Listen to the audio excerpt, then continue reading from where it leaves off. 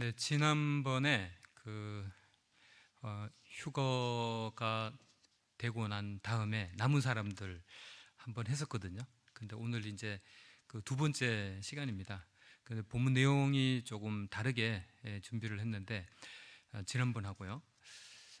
이 휴거 후에 남겨진 사람들이라고 하는 제목으로 이제 말씀을 나누게 된 계기는 영화, 유튜브에 있는 영화를 이제 소개받아서 휴거 후에 남겨진 사람들과 세상은 어떻게 될까라고 하는 영화를 봤어요. 유튜브에 무료 영화거든요.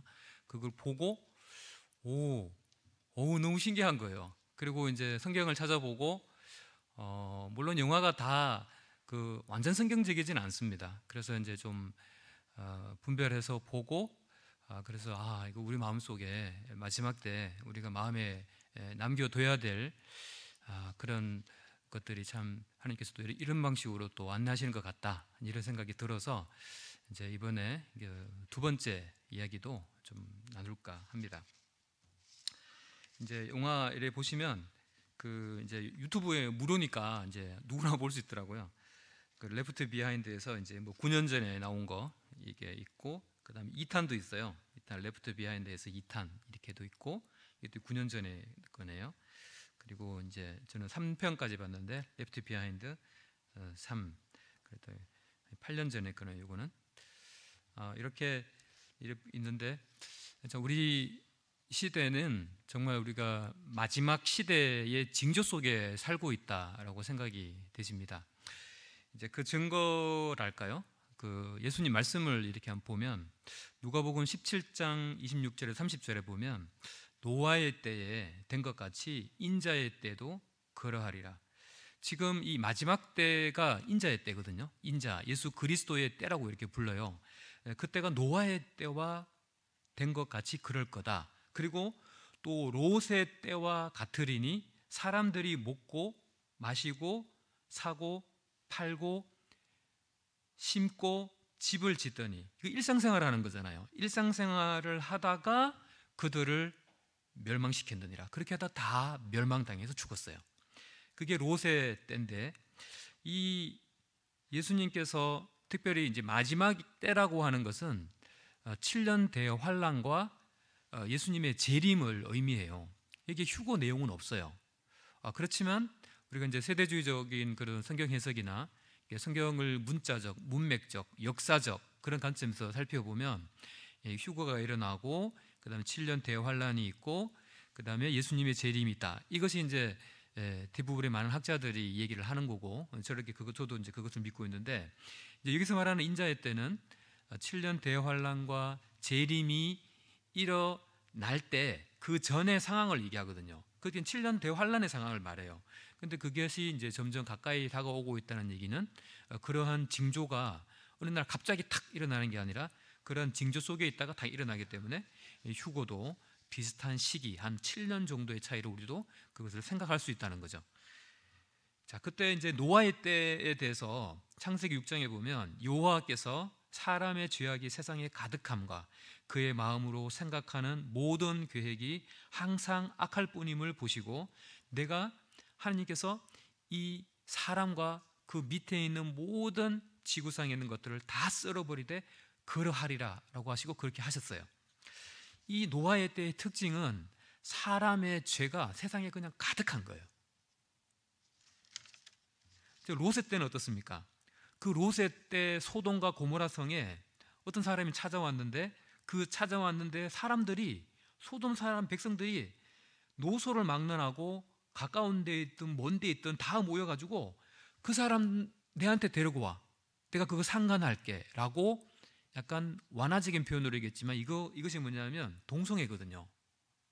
소돔과 고모라 시대, 롯의 때에 성적으로 타락한 시대라고 하는 거예요. 그래서 하나님께서 그 이후에 바로 유황과 불을 통해서 소돔과 고모라를 멸망시켰거든요.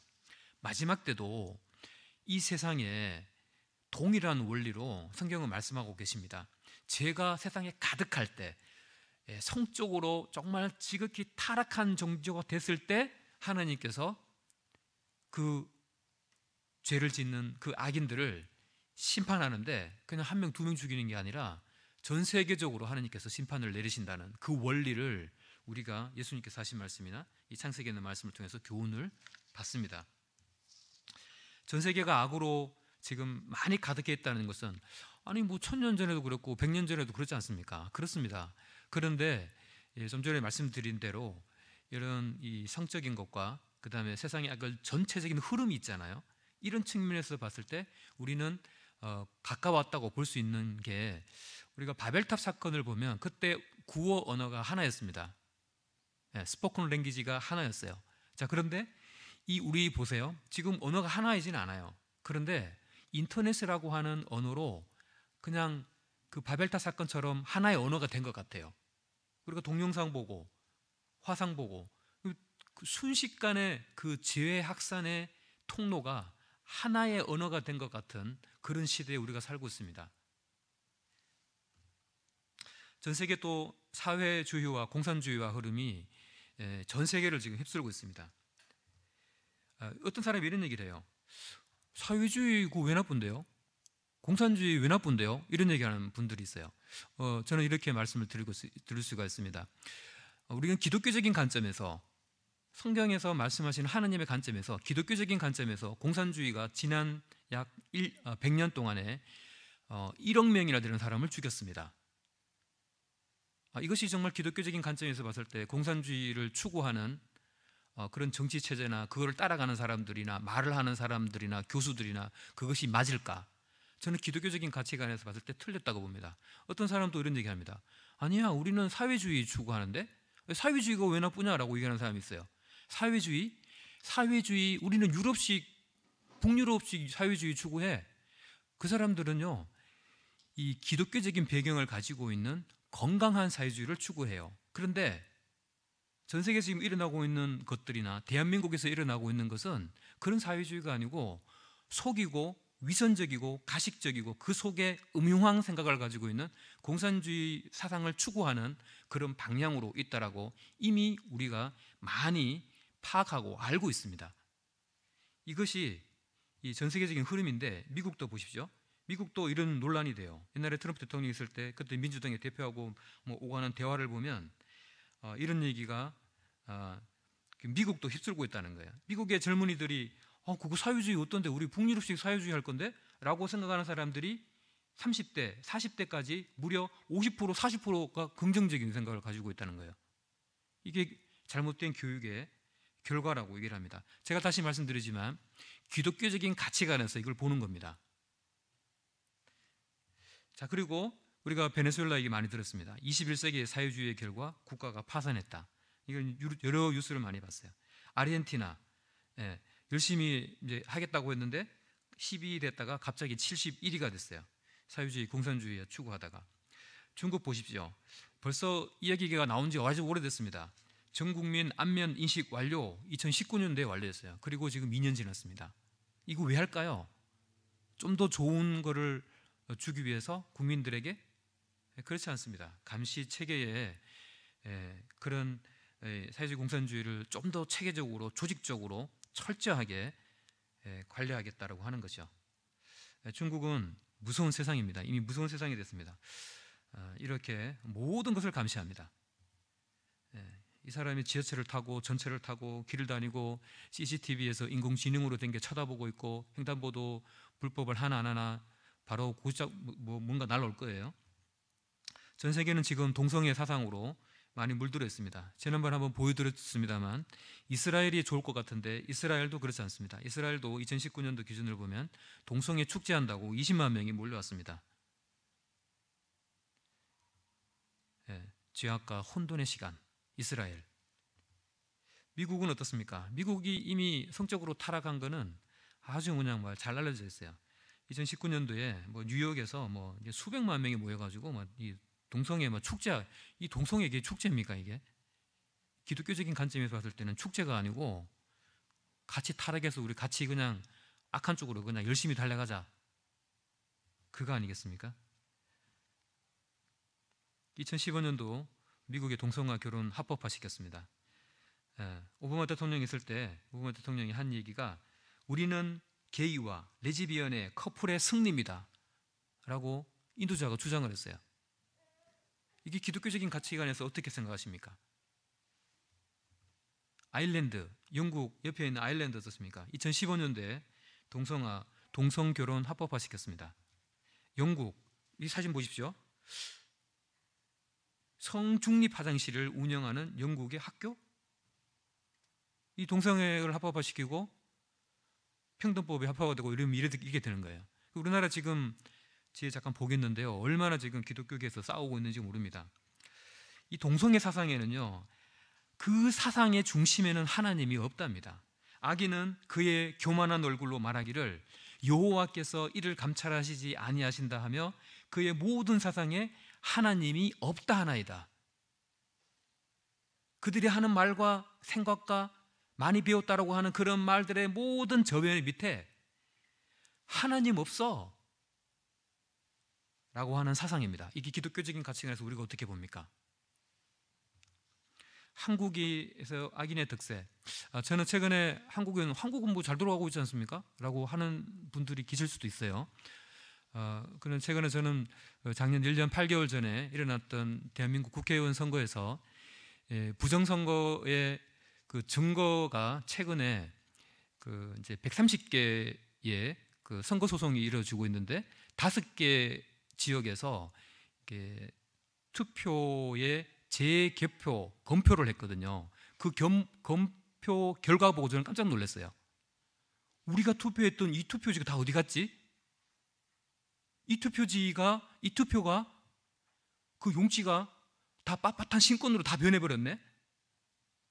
그리고 그와 관련된 증거들이 수십 개 나왔는데 우리나라의 4대 권력인 행정, 입법, 사법, 그거를 판결하는 대법원의 판사, 그것을 검사해야 되는 검사, 그리고 그거를 관리를 잘해야 되는 중앙선거관리위원회, 저는 그것을 단정지어서 말하지는 않습니다. 이런 많은 증거들을 보고 다 덮어버립니다. 그리고 언론에서 이런 얘기를, 주요 언론에서 말을 하지 않습니다. 이거 뭐지? 여러분도 구글에 들어가서 부정선거 딱 쳐보십시오. 그리고 10분 동안 이런 조사를 한번 해보십시오. 어떤 일이 벌어지고 있는지, 우리 대한민국이 악인이 득세를 하고 있는지, 정말 잘 돌아가고 있는지 한번 기독교적인 관점에서 한번 살펴보시기 바랍니다. 대한민국의 퀴어 축제 지금 한지 22년째입니다. 퀴어 축제, 이 사람 보십시오. 동성애 퀴어 축제 결사 반대, 미성년자 청소년을 보호하라. 22년째 계속 싸우고 있습니다. 이 사람들 지금 누굽니까? 대부분 다 기독교적인 가치관을 지키고, 우리 가정을 지키고, 우리 아이들을 지키고, 우리 미래를, 대한민국을 지키려고 사는 사람들이 22년째 지금 싸우고 있습니다. 그 대한민국 악한 평등법 발의한 지 14년째입니다. 지금도 계속해서 국회 앞에서 이렇게 하고 있고, 언론을 통해서 하고 있고, 이렇게 하고 있습니다. 이게 뭡니까? 평등법 좋은 거 아니냐? 사탄은 양의 탈을 쓰고 있는 일입니다. 우리도 어떻게 보면 이 깨어있지 않으면 그 사람이 하는 말이나 그 사람이 하는 그것에 다 속아 넘어가기 쉽습니다. 우리 기독교적인 가치관으로 이것을 꿰뚫어보는 그런 뱀 같은 지혜로움이 필요한 시대라고 생각이 되집니다. 이런 세상이에요. 이런 세상의 흐름이 있어요. 그런 것들에 대해서 우리가 이 믿는 자들이 세상을 보니까 좀 답답한 일 많죠. 근데 우리 믿는 자들의 소망이 뭔가? 이게 뭘까요?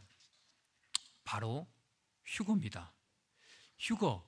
데살로니가전서 4장 16절에서 17절에 뭐죠? 주께서 호령과 천사장의 소리와 하나님의 나팔로 친히 하늘로 쫓아 강림하시리니 그리스도 안에서 죽은 자들이 먼저 일어나고 그 후에 우리 살아남은 자도 저희와 함께 구름 속으로 끌어올려 공중에서 주를 영접하게 하시리니 그리하여 우리가 항상 주와 함께 있으리라. 믿는 자들은 100% 휴거됩니다. 예수 그리스도가 우리를 맞으러 오십니다. 그러니까 우리가 같이 올라가는 거죠. 이제 지난 시간에 한번 1차 때 한 말씀을 드렸는데 아마 옷을 벗어놓고 갈 거다. 왜 그러냐? 예수 그리스도도 죽으시고 부활하셨을 때 그때 흰 옷을 세마포 옷이 다 있었거든요. 이제 그런 측면에서 봤을 때 휴가 될 때 옷이 다 남겨진다. 약간 우스운 얘기인데 며칠 전에 누구 가족하고 제가 같이 가다가 이리 하다 보니까 사람이 없는 거예요. 그래서 제가 그 딱 생각난 게 옷 있나 없나 이렇게 봤어요. 혹시라도 내가 혹시 믿는 게 내가 가짜고 저 사람이 진짜 믿어서 지금 휴가 됐나 싶어서 그냥 농담이긴 한데 난 어떻게 된 거지? 이렇게 이제 순간적으로 잠깐 생각을 했거든요. 제가 이걸 보면서 이제 휴가 되면 옷이 남는다 이렇게 생각을 하다 보니까 그렇지만 이렇게 될 것 같아요. 물론 그때 가봐야 알겠지만 교회 시대가 끝나면 우리가 세대주의적인 성경을 해석을 하면 7년 환란기 그리고 천년왕국 그리고 영원한 세계가 펼쳐집니다. 이것이 계시록에 아주 순차적으로 이렇게 잘 정리가 되어 있어요. 참 감사하죠. 우리 성도들도 알 수 있고 7년 환란에 들어가는 그분들도 이 계시록을 통해서 도움을 받고 믿게 될 가능성이 아주 높습니다. 자, 휴거. 그래요. 교회 시대가 마감하고 하나님께서 살아있는 성도를 살아있는 채로 그냥 뿅 하고 사라지게 하는 겁니다. 얼마나 신나고 놀랐습니까? 예수님이 부활을 보면 이게 정말 이 휴거라고 하는 것은 부활하고 같은 거거든요. 이게 순식간에 공간 이동도 하고 그 다음에 먹을 수도 있고 안 먹어도 배 안 고프고 벽 뚫고 통과하고 시공간으로 안드로메다 갔다가 지구에 왔다가 뭐 이것도 하고 너무너무 놀라운 몸으로 부활되는 거예요. 그래서 정말 신나는 거예요. 혹시 건강이 안 좋으신 분 있습니까? 이 휴거를 기대하십시오. 완전한 건강한 몸으로 확 바뀌어버립니다. 그리고 우리의 마음도 주님께서 주의 얼굴을 보는 것처럼 그렇게 우리의 심성도 바꾸실 것입니다. 자, 이 휴거가 일어나고 미국에는 이제 조메가노 목사 같은 경우 이제 이렇게 하신 말씀 설교 내용이 나오는 건데 이제 믿는 자들 중에서도 이 휴거를 한 60% 정도만 믿는데요. 왜 60%밖에 안 믿어? 라고 이제 설교하는 거거든요. 우리 대한민국은 어떨까요? 우리 대한민국 지난번에 말씀드렸습니다만 1992년도에 어때요? 다미성교회에 나타나가지고 뭐 날짜 딱 정해가지고 주님 그때 휴거 일어난다, 뭐 재림한다 이래가지고 막 근데 온 언론이 시끄러웠습니다. 그래서 자기 집에 있던 돈 있는 거 있잖아요. 교회 갖다 준다고 교회 갖다 주고 막 그 교주처럼 나타나가지고 막 그랬어요. 그런데 휴거 안 일어났어요. 근데 그걸로 끝났어요. 그러니까 국민들 인식에 대한민국의 휴거라고 하면 이단이다. 이렇게 이제 세뇌가 있고 이렇게 인식이 된 거예요. 그러니까 그로부터 지금 얼마 지났습니까? 약 30년 지났습니다. 지금도 대한민국에서 휴거 얘기하면은 금기시합니다. 그런데 휴거 성경에서 우리 성도들이 하나님이 알기를 바라시는 거예요. 그리고 이 진리 정말 일어날 일이고 사실이고 우리가 소망을 가지고 기다려야 된다라고 하는 진짜 사실입니다. 우리가 알아야 됩니다. 진리입니다. 네. 그래서 이 휴거에 대해서 이 휴거는 환란 전에 일어납니다. 환란 전에 일어나는 증거들을 몇 가지 말씀을 드리면 됐습니다. 특별히 이제 계시록이 구성을 보면 아는데 계시록 1장, 2장, 3장까지 교회에 대해서 언급을 많이 해요. 그러더니 계시록 4장 1절에서 이리로 올라오라고 하는 상징적인 모양을 보여주면서 이 땅에서 교회 모습이 안 보여요. 계시록 4장과 5장에서 천상에 있는 교회의 모습을 발견합니다. 그리고 6장부터 19장까지는 교회가 이 땅에 언급이 없어요. 그런데 거기에 성도라는 단어가 나오네. 그거는 환란기 때 늦게사 예수님과 하나님을 믿은 환란 시대에 믿게 된 성도입니다. 그것을 성경은 교회라고 부르지 않습니다. 이제 이러한 하나님의 원리가 이 계시록에 들어 있는데, 그래서 교회는 환란을 통과하지 않습니다. 환란 전에 휴거된다라고 하는 것이 대부분의 세대주의학자, 문법적, 문맥적, 역사적 그렇게 성경을 분석하는 그런 원리를 따릅니다. 그 다음에 또 증거 하나가 보면 계시록 3장 7절 10절에 보면 이런 말씀이 있어요.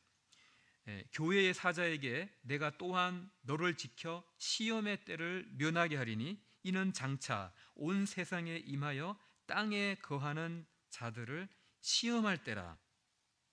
어떤 특정한 교회에게 말하는 것 같지만 그렇지 않습니다. 내가 또한 너를 지키는 시험의 때를 내가 면하게 하겠다. 그때는 시험의 때야 라고 하는데 그 뒤 이후에 보면 뭐라고 나오냐면 온 세상에 임하여 땅에 거하는 자들을 시험하는 때다. 온 지구상에 일어날 어떤 시험의 때인데 그때 너희 믿는 자들은 그거 통과하지 않아 라고 하는 말씀인 거죠. 이제 이거 말고도 사실 한 12개 내지 10개 정도 있어요. 다 말씀드리기 좀 그래서 한 2가지 정도만 말씀을 드렸습니다. 휴고 안 되고 이 땅에 남으면 비극입니다. 왜 그럴까요? 제가 이런 말씀할 때마다 항상 드리는 말씀이 있습니다. 우리 지금 전 세계에 약 78억 명의 사람이 살고 있습니다. 그런데 7년 환란 때 전쟁과 기근과 이런 것들, 그리고 또 전쟁 이런 것들을 통해서 전 세계의 50%의 인구가 죽습니다. 처음에 4분의 1, 그리고 또 3분의 1 이렇게 죽습니다. 이렇게 해서 남은 사람 빠지면 한 50% 정도 남아요. 대략 80억 명 중에 40억 명이 죽습니다. 노아 홍수 제외하고 전대미문에 이러한 일들이 일어나요. 그래서 뭐라고 부르냐면 준지옥이다 이래. 준지옥. 지옥은 이보다 더 훨씬 더 고통스럽고 괴롭고 힘듭니다. 그런데 그 7년 대환란을 내가 한번 들어가 보겠다?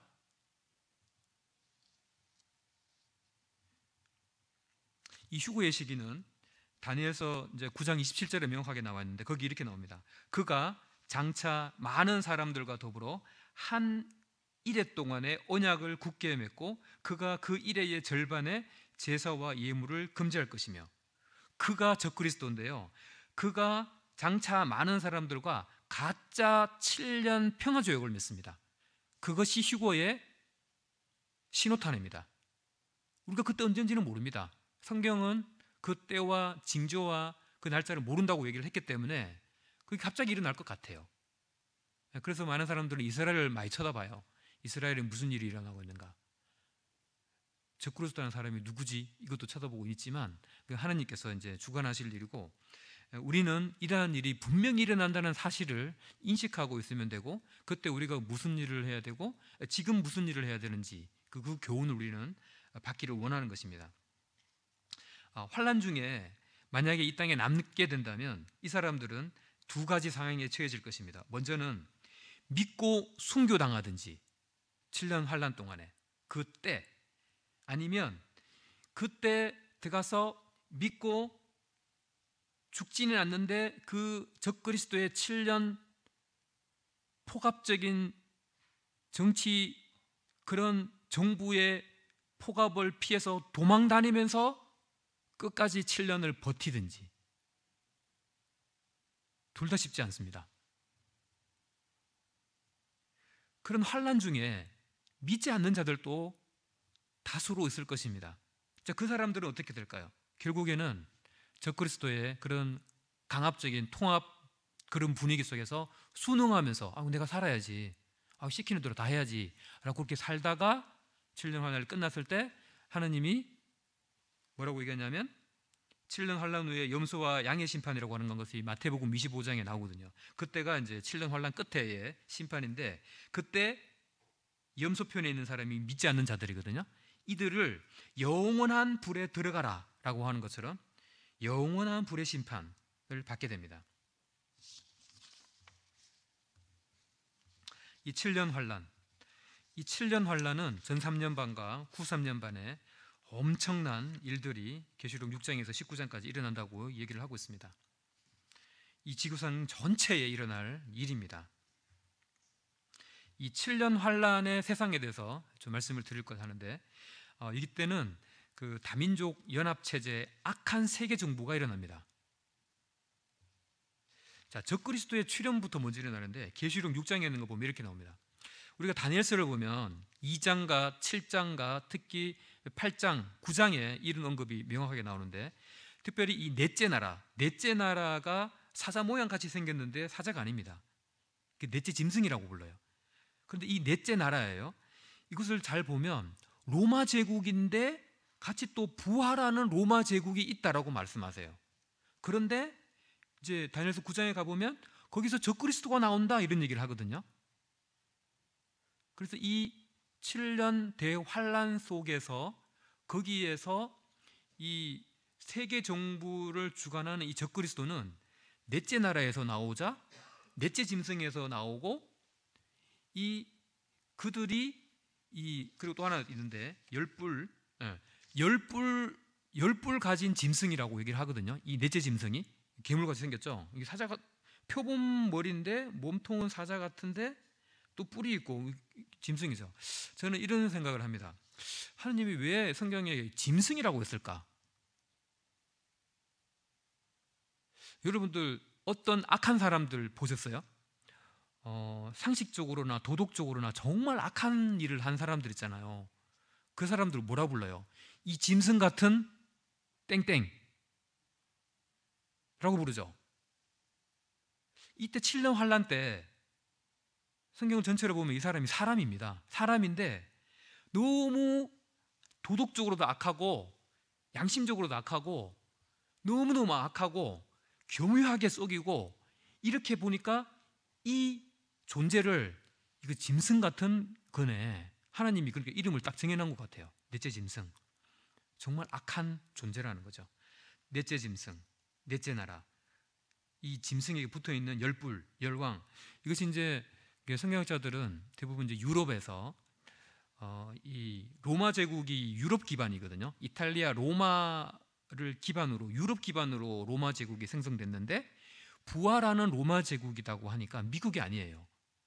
유럽을 기반으로 한, 거기서 권력이 분산된 여러 많은 나라의 대통령들이 아마 이 열불이라고 성경학자들이 보고 있습니다.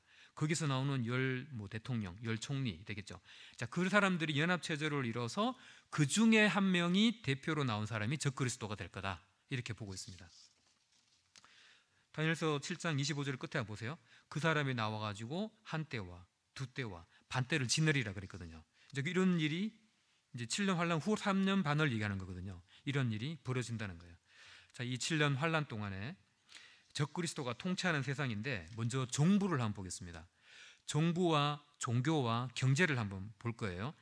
이제 정부를 한번 보면, 이제 계시록 특별히 이제 13장에 이런 말씀이 명확하게 나와 있는데, 이 바다에서 한 짐승이 올라온대요. 이것이 좀 전에 제가 말씀드린 넷째 나라의 넷째 짐승이자 열뿔이 달린 그 짐승이에요. 진짜 짐승이 나오냐? 아니라고요. 정말 악한 어떤 사람이라고요. 그 사람이 나와서 신성모독하는 말을 입을 받고 42달 동안, 그러니까 이게 후 3년입니다. 42달이 3년 반이거든요. 1활 건세를 받으니라. 다 짐승에게 경배하리라. 그 적그리스도를 경배한다는 거예요. 그 넷째 짐승은 온 천하를 삼킬 거다. 전 보세요.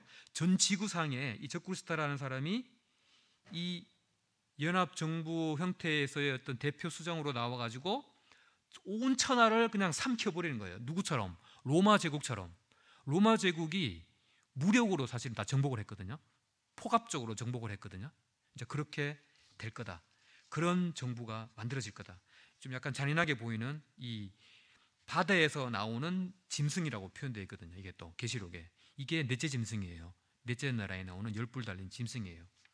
이게 바로 그 권력을 가진 그런 각자 각국에 있는 대통령들의 어떤 한 권세를 다 한다, 이 말입니다. 그런데 그걸 총괄하는 이 짐승, 이 한 마리예요. 한 마리가 이거를 다 등에 업고 적그리스도가 전 세계를 이렇게 통치할 거다, 이런 얘기입니다. 우리가 알고 있는 그 과학 기술, 제가 최근에 좀 더 알아보니까 그 5G를 넘어서서 6G 지금 곧 나올 것 같습니다. 엄청나게 빠른 그 속도의 와이파이 뭐 이런 것들이 6G가 나오고, 그 다음에 여러분들이 잘 알고 있는 뭐 AI, 인공지능, 그 다음에 양자 컴퓨터, 그다음 엄청나게 빠른 뭐 실시간으로 그냥 이렇게 딱 보는 것처럼 막 할 수 있는 그런 양자 컴퓨터, 그 다음에 뭐 바이오, 이런 모든 현대 기술이 권력자들 안에 손에 들어가면 다 도구가 됩니다. 우리가 생각하는 것처럼 이 멋진 바이오 기술, 멋진 이 AI 기술, 이 멋진 무슨 양자 컴퓨터 기술, 우리의 미래가 밝을 거야, 그렇지 않습니다. 권력자들이 들어가면요 다 내게 됩니다. 지금 중국에서 일어난 일을 보십시오. 길거리에 다로 가고 있는 거, 이들이 보고 있는 거 다 인공지능 가지고 CCTV로 이렇게 보고 있습니다. 왜 볼까요? 통제사회 지금 거의 뭐 아주 초과학적으로 중국은 거의 다 완성시켜 놨습니다. 그때 계시록에 보면 믿는 자들이 사로잡힐 자는 사로잡혀 갈 것이요, 이제 계시록 13장에 보면 칼에 죽을 자는 마땅히 칼에 죽을 것이니 성도들의 인내와 믿음이 여기 있느니라. 이때도 믿는 사람들이 생긴다는 겁니다. 그때 사로잡혀 갈 사람이 있어요. 그리고 칼에 죽을 사람도 있을 거라는 거예요. 그런데 잘 보십시오. 성도들이라고 이야기를 해요. 그때 믿게 되는 사람이 있는데 그 사람들이 사로잡혀 가고 죽게 될 거다 얘기하는 거죠. 그 다음 종교 얘기 잠깐 해보겠습니다. 하나의 거짓 종교다. 여기 보면 이 또 다른 짐승이 올라온다고 해요. 이 또 다른 짐승이 땅 위에서 올라오니 이적을 행함으로 짐승의 우상에게 경배하지 아니하는 자는 다 죽이게 하더라. 여자가 붉은 빛 짐승을 탔는데 피에 취한지라. 좀 전에 제가 말씀드린 넷째 날의 넷째 짐승은 적그리스도입니다. 그런데 이 또 다른 짐승은 뭐냐면 땅에서 올라와요. 땅에서 올라오는 이 짐승은 누구냐면 거짓 선지자, 거짓 종교 리더, 거짓 종교 대표자입니다. 이것이 아마 학자들은 누구라고 생각하냐면 로마 카톨릭 교회거나 아니면 기독교이지만 배교한 기독교일 거다라고 이렇게 보고 있습니다. 근데 이 사람을 또 어떻게 표현하냐면 이 음녀라고 하거든요. 큰 음녀라고 부르거든요. 여러분도 음녀라고 하는 뜻을 가만히 생각해 보면 어떤 의미입니까? 한 부부가 결혼을 했습니다. 아내가 있습니다. 아내죠. 한 엄마죠. 그런데 그 사람이 음녀가 될 수 있습니다. 어떤 겁니까? 다른 남자와 같이 이렇게 하고 성적으로 타락하고 성적으로 가서 이렇게 하고, 그 다음에 뭐예요? 생각도 그렇고 육체적으로도 그렇고 생각도 그렇고 도덕적으로 악한 쪽으로 가버린 그런 사람을 우리가 음녀라고 해요. 음탕한 여자라고 부르잖아요. 자, 그런데 이 거짓 선지자, 거짓 종교 지도자를 성경에서 또 짐승이라고 표현하면서도 큰 음녀라고 하는 이유는 처음에 너가 결혼해서 이렇게 살았는데, 너가 처음에 이렇게 하나님 믿었는데 그거를 버리고 어떻게 됐냐면 하나님 안 믿는 체제가 됐고 문화가 됐고 역사가 된 거예요. 그것을 큰 음녀라고 부르고, 땅에서 올라온, 하늘에서 온 게 아니라 땅에서 생긴 짐승, 악한 존재가 됐다 이거죠. 속이는 자가 됐다 이거죠. 이제 계시록 13장에 보면 뭐라고 얘기하냐면 약간 조금 괴물같이 생겼어요. 괴물. 근데 이 괴물이 뭐냐면 양이에요. 순양이에요. 뿔이 2개 달린 양인데, 여러분들 사탄은 괴물 모양 아닙니다. 정말 잘생기고 말 멋지게 잘하고, 그걸 보고 우리는 성경은 뭐라고 했냐면 이렇게 말합니다. 양의 탈을 쓴 일이. 우리가 세상을 바라볼 때, 기독교적인 가치관으로 바라볼 때 저 사람이 양의 탈을 쓴 일인지를 잘 분별을 해야 됩니다. 성경은 이 땅에서 나온 짐승, 이 큰 음녀를 양의 모양을 하고 있는데 말은 사탄의 말을 하네 라고 말하고 있습니다. 하나님이 정확하게 본 거죠. 그리고 이 사람들은 실질적으로 만약에 로마 카톨릭이라면 많은 그리스도인들을 약 1억 명 정도를 죽였다고 해요. 중세시대로 지금까지 이렇게 거쳐서 로마 카톨릭에 의해서 진짜 믿는 사람들을. 그래서 이 음녀는 그 정치 폭군인 이 넷째 짐승 적그리스도의 등에 타게 된다라고 성경은 얘기를 합니다. 그런데 이게 무슨 의미냐면 이 음녀, 종교 폭군인 이 큰 음녀, 땅에서 나온 이 짐승이 또 다른 넷째 짐승의 등에 탔다라고 하는 것은 둘이가 연합해서 전 세계를 다 지배했다는 이 말입니다. 그렇게 해서 이 가짜 종교 지도자가 누구를 숭배하라고 하냐면 적그리스도 보고 경배하라고 우리가 가르치거든요. 적그리스도가 우리의 신이야, 적그리스도가 하나님이야 라고 가르친다고 성경은 되어 있습니다. 그런데 전 3년 반에 이 가짜 종교 지도 체제, 로마 카톨릭일 수도 있고 배교한 기독교일 수 있는데, 이 체제가 3년 반의 정중앙에 이제 적그리스도가 본격적인 힘을 길러서 이 음녀를 죽입니다 라고 성경에 되어 있어요. 그러니까 이제 자기가 종교 필요 없어, 이제 내가 이 온 지구를 나의 폭군 정치로 내가 그냥 이렇게 잡아먹을 거야 라고 하면서 이 종교를 망하게 하고 벌거벗게 한다고 성경은 되어 있습니다. 마지막으로 이제 경제체제 한번 보겠습니다. 하나의 감시 경제 체제가 될 거다. 이제 이 계시록 13장에 나오는데 이제 이렇게 나옵니다. 그가 모든 자에게 그 오른손이나 이마에 표를 받게 하고 누구든지 이 표를 가진 자 외에는 매매를 못하게 하니 그의 수는 666이라. 그때 뭐 어떤 과학적인 기술로 이마나 오른손에 표를 강제로 받게 한다는 거예요. 근데 이거 표 받지 못하면 경제생활을 못해요. 슈퍼 가서 물건 살 수도 없고, 은행에 돈을 보낼 수도 없고 받을 수도 없고, 부동산에서 거래를 할 수도 없고, 아기 우유도 살 수도 없고, 아무것도 못해요. 그러니까 어떻게 했어요?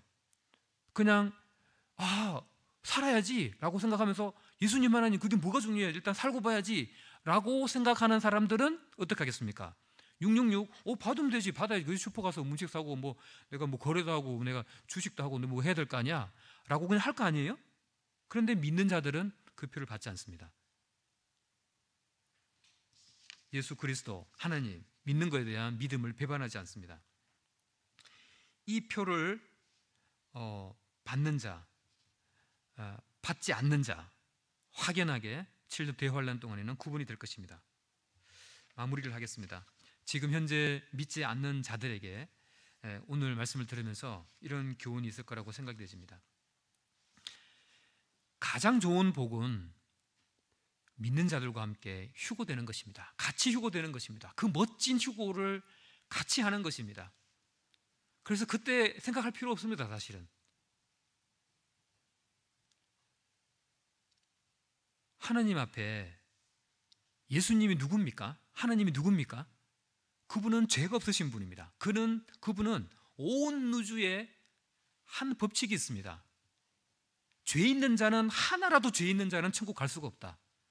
천국은 남을 미워한 적이 한 번이라도 있는 사람은 천국에 절대 못 간다. 어떻게 합니까 하나님?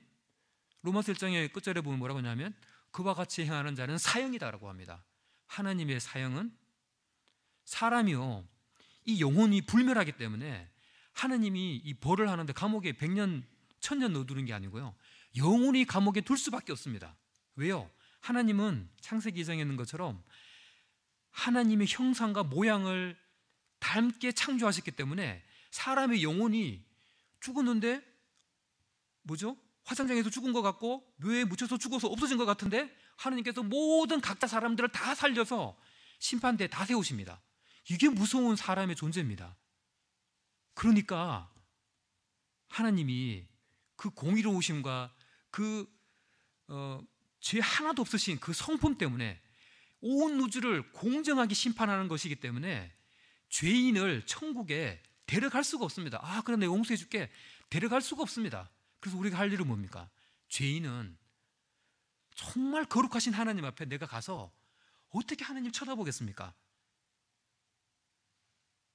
땅을 보면서 저는 확실하게 죄인입니다. 하나님, 저 이제 어떻게 하면 되겠습니까? 이런 회개가 가장 우선입니다. 아니 자기가 죄인이 아니라는데 어떻게 구원받겠습니까? 구원자가 왜 필요하겠습니까? 하나님은 우리에게 회개하기를 원하십니다. 여호와는 마음이 상한 자를 가까이 하시고 충심으로 통회하는 자를 구원하시는도다. 이 충심으로 통회한다는 말은 진심으로 죄를 깊이 뉘우치는 것입니다. 하나님, 죄 안 짓는 사람 누가 있어요? 다 짓죠. 내가 뭐 경찰서에 가봤습니까? 경찰서는 한 번도 안 가봤는데 내같이 착한 사람은 어디 있습니까? 라고 하지만 하나님 앞에는 제가 좀 전에 말씀드렸던 것처럼 마음으로 짓는 죄, 행동으로 짓는 죄, 드러나서 경찰에 걸린 죄, 이 모든 것들이 하나님 앞에서는 다 심각한 죄입니다. 그러므로 하나님 앞에 진심으로 죄를 깊이 유져서 하나님, 내 확실하게 정말 내 죄인입니다. 근데 좀 어떻게 하겠습니까? 내가 정말 천국 가고는 싶은데 이것 좀 어떻게 좀 해결해야 되겠습니다. 그 마음이 있어야 됩니다. 그 가난한 마음, 그 겸손한 마음, 그 낮아진 마음을 하나님은 원하십니다. 그랬을 때 하나님은 그를 구원하십니다. 혹시라도 7년 환란에 만약에 들어가잖아요. 누가 들어갑니까? 안 믿은 사람이 100% 들어가요. 이 땅에 있을 때 안 믿었다. 들어가면 이런 말씀이 있습니다. 주 예수께서 하늘로부터 불꽃 가운데서 나타나실 때에 하나님을 모르는 자들과 우리 주 예수의 복음에 복종하지 않는 자들에게 형벌을 내리시리니 이런 자들은 주의 얼굴과 그의 힘의 영광을 떠나 영원한 멸망의 형벌을 받으리로다. 하나님을 모르는 자들, 예수의 복음에 복종하지 않는 자들에게 하나님이 영원한 형벌을 내린다고 했습니다. 7년 대환란에 혹시라도 그때 들어가시면 늦게서라도 아차, 진짜였구나 이게, 그때 믿을걸. 근데 그때 믿으십시오. 그때 가서라도 믿으십시오. 그때 성경이 있을 것입니다. 아마 주변에 있는 성경을 들든지 아니면 유튜브를 통해서 듣든지 말씀을 통해서 듣든지 그때 가서라도 믿으십시오. 적그리스도가 모든 과학기술과 교묘한 방법으로 속일지라도 그 속임을 뱀같이 지혜로운 마음으로 구분하셔서 하나님 말씀을 기억하면서 그때 가셔서 믿어야지 생명책의 이름이 적힙니다. 누구든지 생명책에 기록되지 못한 자는 불못에 던져지더라. 어미하시고 무서우시고 위대하신 하느님의 무서운 말씀이십니다. 모든 각 개인에게 이런 일들이 믿지 않는 자들에게 일어날 것입니다. 이런 것으로 준비되셨습니까? 확실히 준비되신 것입니까? 악인은 그의 길을, 불의한 자는 그의 생각을 버리고 여호와께로 돌아오라. 그래야하면 그가 긍휼히 여기시리라. 우리 하나님께로 돌아오라. 그가 너그럽게 용서하시리라. 하나님은 인자하시고 우리를 기다리시는 사랑의 하나님이십니다. 그리고 현재 우리 믿고 있는 자들에게 마지막으로 제가 좀 전에 말씀드린 것처럼 이 휴거는 경고도 없고 징조도 없고 언제인지 알 수가 없습니다. 그러나 확실한 것은 확실하게 우리에게 임한다는 것입니다. 그 마지막 징조 속에 우리는 살고 있습니다. 그것이 일어날 일이 저희들이 다가오고 있는데 우리는 복된 소망인 이 휴거를 기다리고 거룩한 삶을 유지하라고 성경은 믿는 자들에게 말씀하고 있습니다. 말씀 보십시오. 디도서 2장 13절에 복스러운 소망과 우리의 크신 하나님 구주 예수 그리스도의 영광이 나타나심을 기다리게 하셨으니 복스러운 소망, 휴거 그것을 기다려라라고 성경은 우리에게 말씀하십니다. 우리가 일상생활에 너무 적고 사는 것 같아요. 그냥 내가 그냥 먹고 사는 거, 그냥 이렇게 즐기는 거, 그냥 일상생활에 뭐 경조사 있고 이런 거 챙기는 거 있잖아요. 이러다 보니까 뭐 예수님 오시려면 오고요, 뭐 휴고 일어나면 그때 가겠죠. 별 생각이 없는 거예요, 그냥. 그래서 말씀에 좀 정신 차리고 내가 곧 올 거야. 복스러운 소망이야. 너 기다리는 마음이 좀 있어야 돼. 이렇게 말씀하시는 거 있지 않습니까, 우리한테? 그러면서 마지막으로 이제 이런 말씀하세요. 데살로니가전서 이제 5장에 7년 대환란과 주님의 재림에 대해서 얘기하면서 믿는 자들에게 휴거를 염두에 두시고 이런 말씀을 하세요. 우리는 낮에 속하였으니 정신을 차리고 믿음과 사랑의 호신경을 붙이고 구원의 소망의 투구를 쓰자. 게으른 사람 게으르지 말고 항상 기뻐하고 쉬지 말고 기도하고 범사에 감사하라. 이것이 그리스도 예수 안에 있는 너희를 향한 하나님의 뜻이니라. 우리 삶을 경건하게 유지하고 거룩하게 그렇게 살아야 되는 거죠. 아침 일어나서 큐티하고 성경 일독하고 아니면 이독하실 분 하고 2년 일독하실 분 하고 말씀을 생각하고 묵상하고 또 세상을 쳐다보니까 답답하지만 말씀을 보고 힘을 얻고 성도들을 통해서 교제를 통해서 힘을 얻고 이런 거룩한 삶, 하나님을 추구하는 삶 그렇게 하다가 하나님을 만나기를 원합니다. 기도하시고 마치겠습니다. 아버지 하나님, 마지막 시대의 징조 속에 저희들이 살고 있습니다. 아버지 하나님, 저희가 말씀을 따라서 저희의 영원하신 아버지가 되신 창조주를 이제 만날 시간이 점점 다가오고 있습니다. 믿지 않는 자들에게 하신 말씀, 그리고 믿는 자에게 하신 귀한 말씀을 저에게 말씀해 주셔서 감사를 드립니다. 이 모든 일들을 통해서 주님 영광 받으시기를 원합니다. 예수님의 이름으로 기도했습니다.